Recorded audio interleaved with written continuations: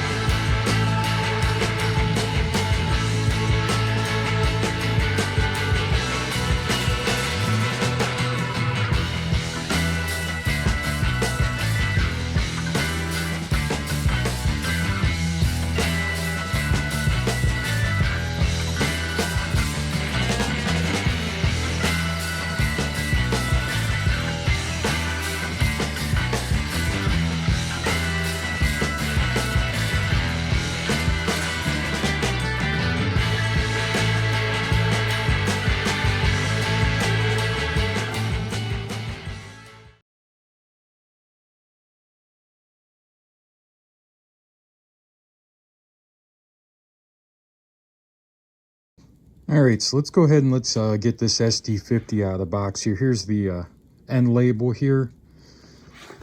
Let's go ahead and fish this out here. This is the pretty standard, typical Overland packaging here from the late 90s.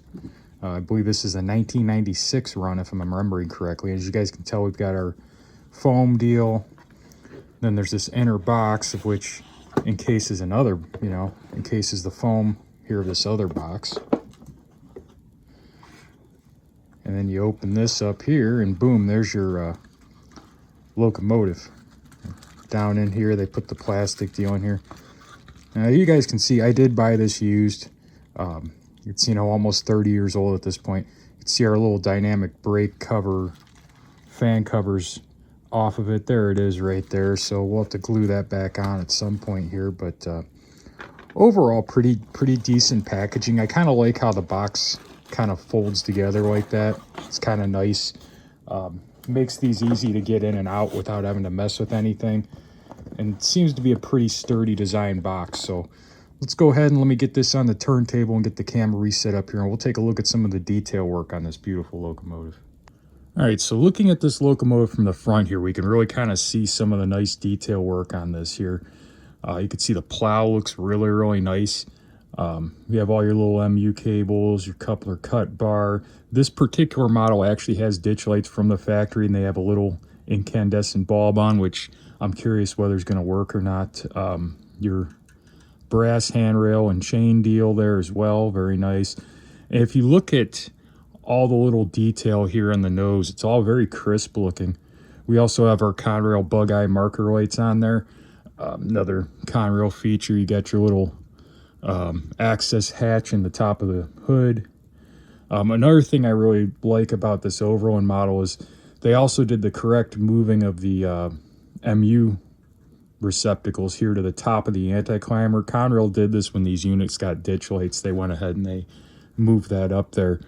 I'll have to zoom in on it here, but as you can see, we have this beautiful step detail as well in there. Really nice looking, as well as, you got your typical Cap signal box for Conrail as well.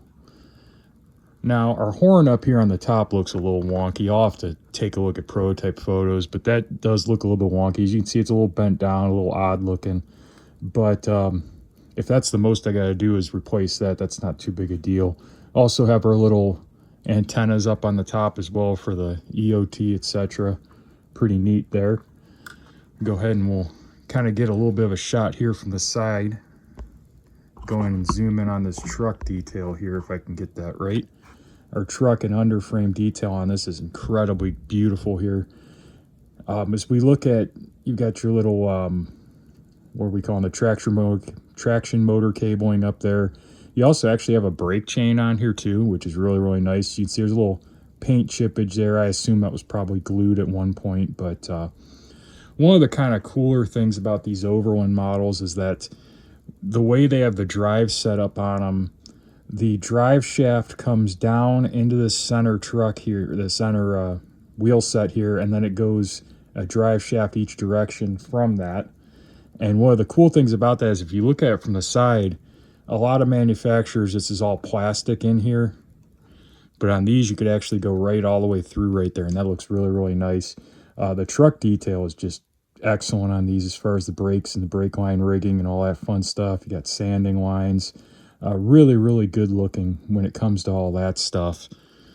As we move back here, we have our two boxes back here. I know that's a flange lube box. I can't remember what that one is. But you guys can kind of pick up, we've got the little lift rings up on the top. Grill vent here looks pretty good. This one looks kind of eh. But I imagine you could probably see through that if I'm looking correctly. Probably have to pull the shell off to do that though. But your typical fuel tank detail there as well. And when we get back here and start to look at our, you could see there's a little bit of, I don't know if that's going to pick up on the camera there. The decal kind of has a little bit of a yellowish spot right here. It's not really showing up on the camera, but there's a little bit of a yellowing there in the decal. That's probably just from age on this model. But overall, it looks pretty good. We'll come back here, and again, just the same really great detail here on the rear end with our HTC trucks. They really look excellent on these. This is from the later order of SD50s Conrail made, so it has the HTC truck. And the biggest fault I'm seeing so far is this is a model from 1996, and as such, the decals on it, like the warning labels and stuff, are pretty not great. When you look right here, I mean, there's no real legibility to any of that, as well as down here. And I believe this trust information plate should be down here, but I'll have to verify with prototype photos. But either way, that could all be fixed with a few micro scale decals, so that's not a huge deal. When we come back here to the rear end, of course, we got our spare knuckle holders, MU hoses. It's got the rear anti-climber, and of course, more of these handrails. Now, if you look down the side, you can see where these handrails are a little bit bowed and bent. That's kind of expected on an almost 30-year-old model, but they're still incredibly stiff. They're easy to, they're not going to break off easy or anything. So it's kind of nice that they have that, that they're solid like that and they're easy to handle. And as we look at our engineer side, it's more of the same. Some of these decals up here in the front are a little bit better as far as what we can see in them. It's still, you can't really read the danger in there, but at least you could tell. You at least kind of tell that it's supposed to say danger there, so that's pretty good looking. I'm not going to qualm on that too much, but overall, just the really cool little details like this little nub right here underneath the numbers for holding this door shut, that looks really, really good. Just a little detail like that about brass is what really makes it nice. And then like back here, this little panel that's a separate piece there as well. Now I'll go ahead and I'll put this here at the top so we kind of look down into our fans. There is fan blades in there. If you can kind of make them out, it's going to be kind of hard to tell there on the camera, but there are fan blades in there. They're painted the same blue as the locomotive, so it's kind of hard to see them. And of course, up here in the front as well, you could see our missing dynamic brake cover, which again, I'll have to glue that on at some point when I'm finally get around to doing the full build on this model. Looking at the inside, there is cab detail in there, but it's very difficult to see. But overall, just a really, really nice model for something that's, you know, almost 30 years old at this point. So pretty freaking cool. And I'm really curious to see how the Athearn Genesis 2.0 models will compare to these whenever Athearn comes out with the Conrail versions. I'll really be interested to see how they turn out and compare to this brass piece here. All right, so now that we've kind of done an overview on the details on this locomotive, I want to go ahead and do the next thing I'd like to check out here, and that is check out our wheel gauge here and just see what everything looks like here. Looks like our front wheels are engaged. We're good there. We're good there. Yeah. We're good there. Good there. We're good there. So all the wheels are engaged. And while I have this flipped over here, here's a little better look at the underside of our drive here and how all this kind of works together here. Again, the gear tower comes down to this center wheel set here and then splits off in either direction to either truck from there. So pretty freaking cool. Pretty cool. All right, so now we're going to go ahead and get a little look at the weight on this unit here. And we have 18.31 ounces. 520 milliliters, interesting. I don't know what that one is. 0.52 kilograms. I don't know what that one is. 1.146 pounds. 520 grams. So that's all the different variations of your 18.34 ounces there, just to give us an idea. Let's go ahead and let's get this over to the layout and take a quick look at coupler height, and then let's see how this unit operates on DC mode. All right, let's go ahead and let's check out our front coupler height here. It's not looking too good. Yeah, that's way low. It's a very good bit low there, so we'll have to check that out when we pull it apart. Again, guys, this is a 30-year-old model I bought used, so I did not install these couplers. I don't know how they're installed, and that could be the issue right there in a nutshell. And as we come back here to the rear, again, we are way low. So I'm going to have to take a look at that and see exactly what's going on there and see what I could do to get that coupler height up. I may be able to take the coupler box apart and work with it a little bit just to see where we're at. Maybe I could fix that up a bit. All right, so I have the locomotive over here on a decent piece of track now, and this is a DC. This is a DC model from Overland, so I'm going to go ahead and power up the track here and let's see what it's got. Let's see if the lights work or not. I'm kind of curious on that. On my C40-AWs, the lights didn't really work, so let's check this out and see what we get here. All right, we've got headlights. Oh, they get bright.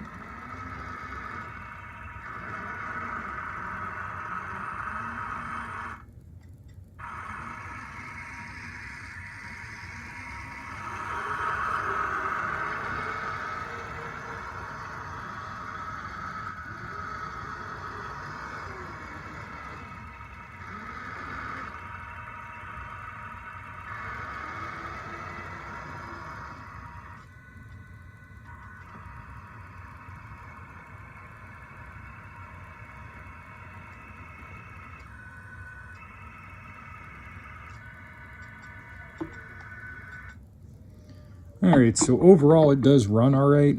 It has the usual typical DC sound thing going on where you get like that motor noise happening. So I'll be curious to see what the motor looks like on this when I pull it apart. But overall it runs pretty smooth. I'm kind of shocked that the lights actually work on it because, like I said, I've had issues with that in the past. And these are directional lights, which is kind of even neater. But overall it does run pretty smooth. Any hesitation or anything's from me playing with the throttle and kind of switching it back and forth to see how much it speeds up and all that. But let me go ahead and hook this up to a cut of coal cars and let's see how this thing does pulling some cars.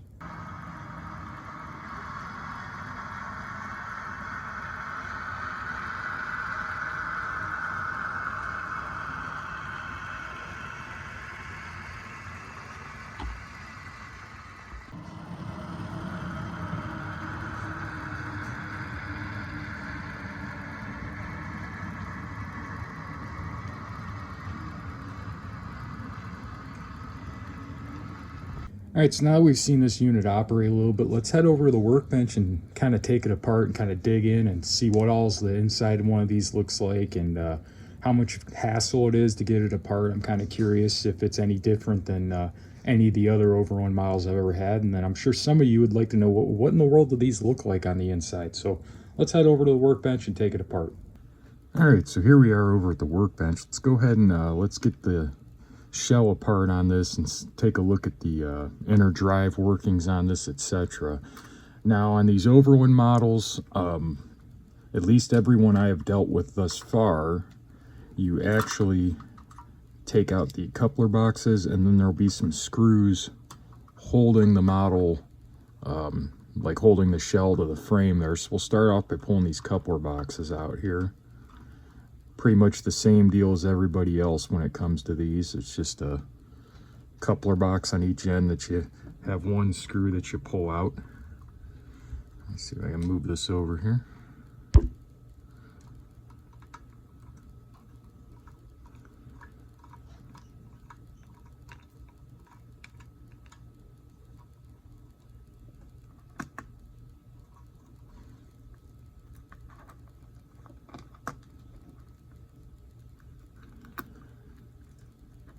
Set those aside. Now here's where it gets interesting. So there should be, I don't know if I'll be able to get that to show up on the camera there. There should be some screws right up in there that we're gonna have to get to and pull out. And I believe there also will be some more underneath the fuel tank. So we'll go ahead and we're gonna pull off our fuel tank next to give us access to those. Now that can be a bit of a bear to get to. You got to turn the truck sideways. There'll be 4 screws for a fuel tank as well. Wish my camera would stay focused in on what I need it to instead of focusing on my hand. Yeah, I'm sure you guys love looking at my hands, but I think you'd rather see what I'm working on here. Now whenever I take something apart like this, I try to put my screws kind of in an order, that way when I could put them back together in the same places that they came out of. So you'll kind of notice as I pull these out, I'm going to lay them out on the paper towel here in order, so that way I could put them back in the same spots again.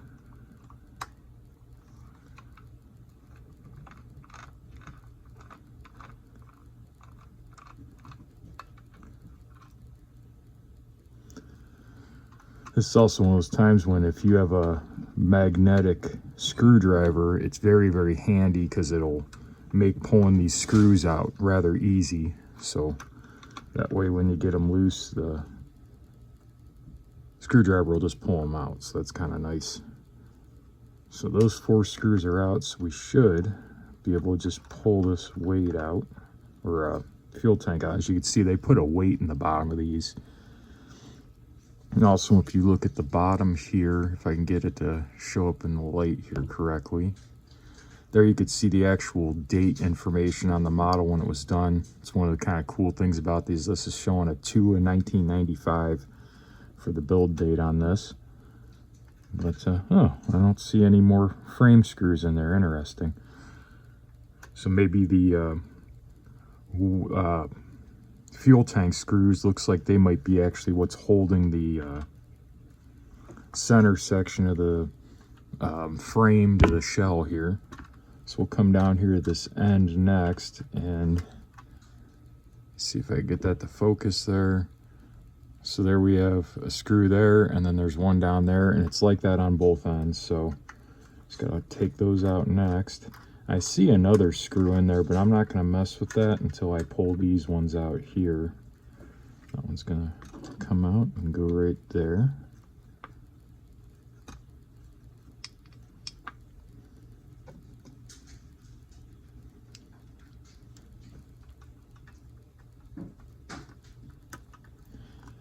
I know some of you are probably curious, Steve, how much of an expert are you on these Overland models? Well, I'm not.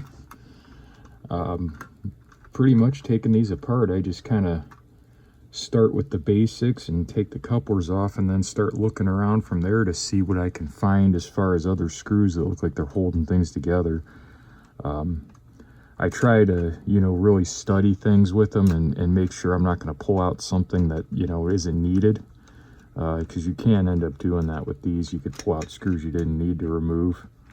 So this one's kind of a booger the way it's in there, because you got to kind of move the trucks around.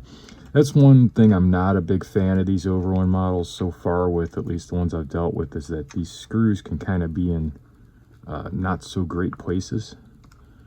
But that's what you get with a handmade model. You're going to have odd stuff like that where somebody didn't actually design this behind a computer to be serviceable. They just designed it to be as perfect looking as it could to the prototype. So get this last screw out of here, hopefully.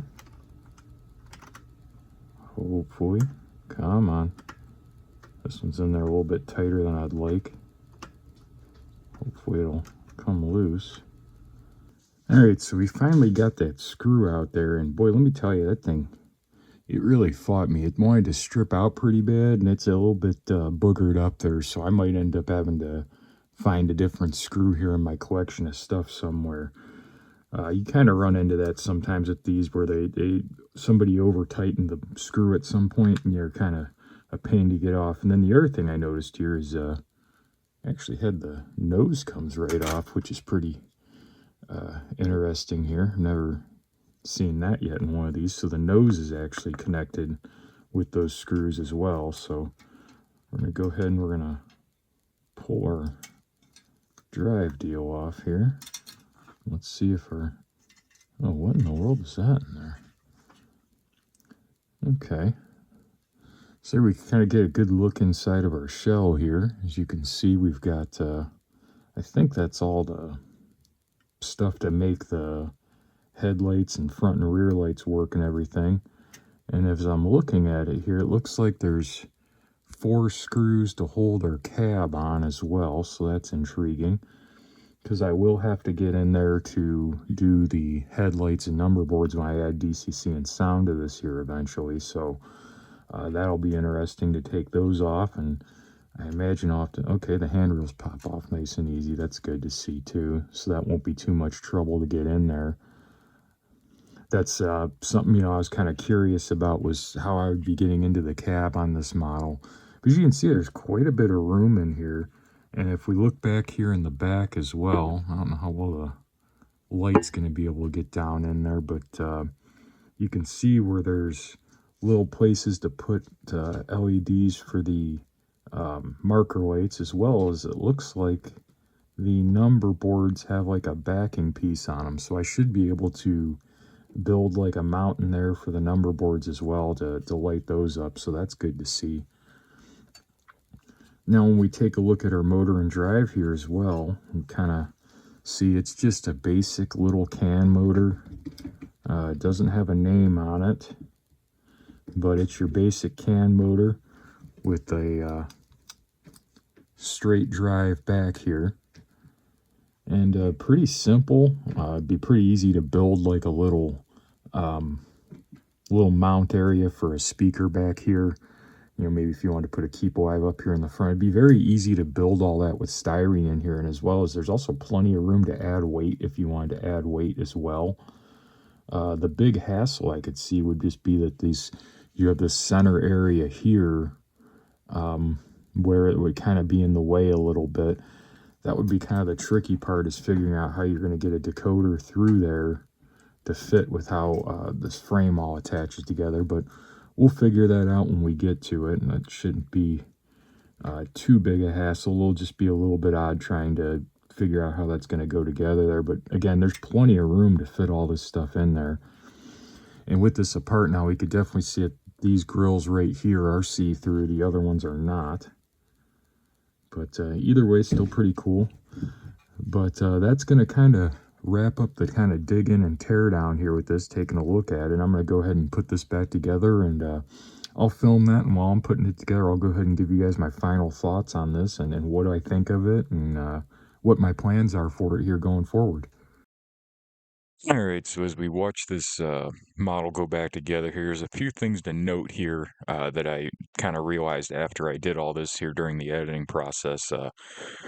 For one, the reason that the nose came off is there's actually a screw missing on the front part of the shell, which, again, for a 30-year-old used model, you kind of expect stuff like that. Again, and the whole reason I even have this is because I got a deal I couldn't pass up, or at least in my opinion, I couldn't pass up because these Overland models still hold their value pretty well. And now that I have a few of them, I'm starting to kind of take a look at them. I could definitely understand why. They're really, really beautiful models, even, compared to today's latest and greatest in plastic and stuff. These still, I feel, at least in my opinion, really hold up when you put them down next to something else. Like, I'm very curious to see how these will stack up to the new Athearn Genesis models when they come out and whenever they get around to doing the Conrail ones. So overall, what do I think of it? It's a pretty cool model. Definitely will be one that I plan on adding DCC and sound to eventually. It's going to be a bit of a challenge just because of some of the ways that the motor drive assembly attaches to the frame and all that, but it'll be a challenge that I'll enjoy having just because you don't see very many Overland models, at least I don't anymore, and you really don't see people showing them or talking about them too much here on YouTube. Nobody really kind of takes them apart and looks at them and stuff, and I just find it very interesting. So I'll definitely be holding on to this as well as the other ones I've picked up, and I'll definitely be adding sound to them and running them on the layout and seeing where we get. Um, the way I look at it, I guess, is at the end of the day, if they start running bad or if something happens to them, I could always end up repowering them or doing whatever I got to do to keep them running, just because they're cool and I don't know. There's something about them being handmade and all the work that somebody would have to put into hand making this out of brass. So really, really neat to me. You guys tell me down below what you think. I'm kind of curious what everybody else's thoughts are with the new plastic stuff coming out now. These Overland models are kind of starting to come down, and well, I wouldn't say they're coming down in price as much as plastic's kind of catching up with their prices. So, would any of you consider picking up this stuff now that the prices are getting to almost be the same point? That's something I'm kind of curious about what other people think. So, you guys comment down below, and of course, as always, let me know what you want to see. If you'd want to see me add DCC and sound to this eventually, or if you kind of like, keep that hoity-toity brass stuff out of here. So, as always, guys, I appreciate you watching, and I'll see you in the next video.